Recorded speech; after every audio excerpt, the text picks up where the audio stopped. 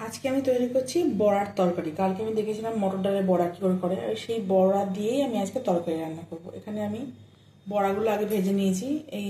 এখানে তেল গরম হতে দিয়েছি, অল্প একটু, সামান্য একদম একটু তেল। তার মধ্যে আমি ফার্স্টে দিয়ে দেবো অল্প একটু জিরে ফোড়ন, ঠিক আছে। তার সাথে দিয়ে দেবো এখানে রেখেছি কাটা আলু। আলুটা আমি এর মধ্যে দিয়ে দেবো, ধুয়ে রেখেছি কাটা আলুটাকে আমি দিয়ে দিলাম, ঠিক আছে।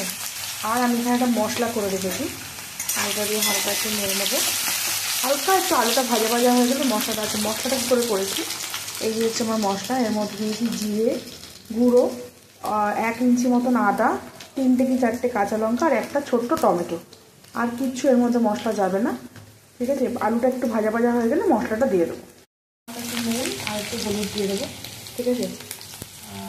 সামান্য একটু নুন আর হলুদ দিচ্ছি, পরে যদি লাগে তখন আমি এর মধ্যে আরও নুন আর হলুদ দেবো, ঠিক আছে। আপনি আপনাদের স্বাদ মতো নুন আর হলুদ দেবেন। হালকা করে একটু ভাজা হয়ে গেছে। এবার এর মধ্যে দিয়ে দেবো হচ্ছে আমি এই মশলাটা দেওয়ার পরে ফ্লেমটা কমিয়ে কিছুক্ষণ একটু নেড়ে আমি ঢাকা দিয়ে মশলাটা ভালো করে কষাতে দেবো। 5 থেকে 6 মিনিট মতন এটা কষছিল, অনেকটাই হয়ে গেছে, কিন্তু আলুগুলো আর একটু সিদ্ধ হবে, আর একটু কষতে দেবো আমি। আর 1-2 মিনিট মতন কষুক, আর ঢাকা দেওয়ার দরকার নেই। হয়ে গেলে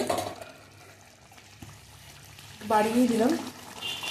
এবার হয়ে গেলে তারপরে একটু জল দিয়ে ফুটিয়ে তারপর বড়াগুলো দিয়ে দেবো। যতটা পরিমাণ জল লাগবে দিয়ে দিলাম। আপাতত এটা ফুটতে দেবো। সামান্য একটু চিনি, ওই 1/2 চামচ মতন। তারপরে যখন এটা ভালো করে ফুটে গেছে, এবার আমার বড়াগুলো সবের মধ্যে দিয়ে দেবো।